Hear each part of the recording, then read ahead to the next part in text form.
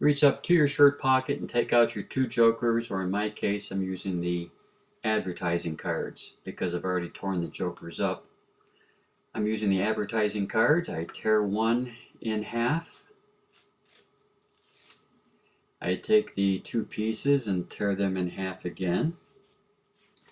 So if I count them, you can see that I have, and I do, I have not one, not two, not three, but four pieces of playing card. So first I tore the card in half, and I tore those halves in half. So I've just torn them into quarters, haven't I?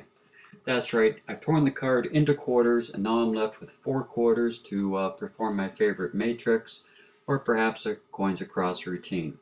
And obviously the routine ends by ending completely clean. You're left with just the four quarters. The tearing of the card and the counting of the pieces are very deliberate and open and clean. So after the card's been torn into quarters, what a natural transition to go from quartered playing card to quarters on the table.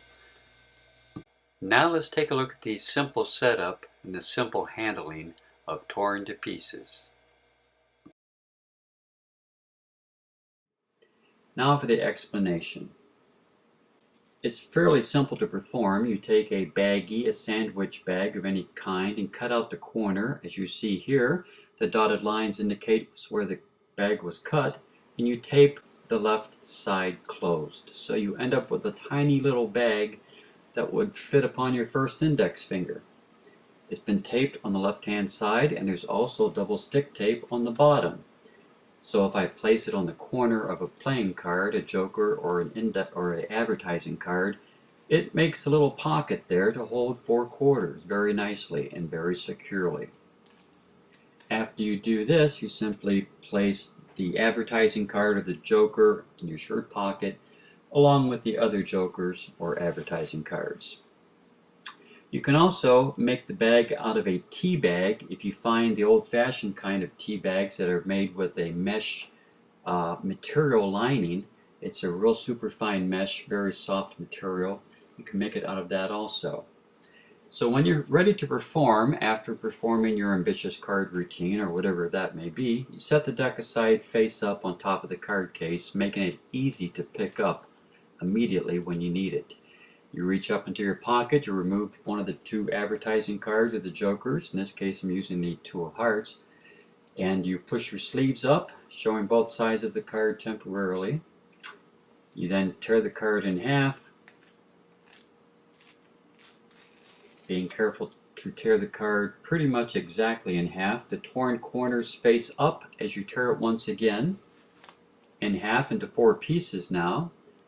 Now the arrow indicates where the opening of the bag is. The opening is on the left-hand side. The coins are held there as you count the pieces with your right thumb. Everything gets transferred to your left hand as you square the pieces up neatly, flashing the palms of each hand, of both hands to the audience.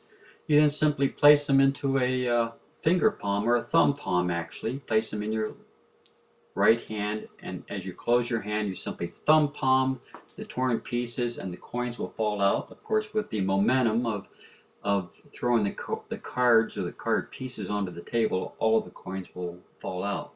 It leaves you in this condition where the pieces are thumb palmed in your right hand, but this is easily taken care of by pushing the entire deck further down into your hand before you revolve it over. And as you flip the card box from one hand to the other, you let go of the pieces and they will fall automatically around with the card box into the other hand. So you close the lid, place the box away, and you've gotten rid of all the torn pieces, leaving you with four ungimmicked quarters on the table, torn to pieces.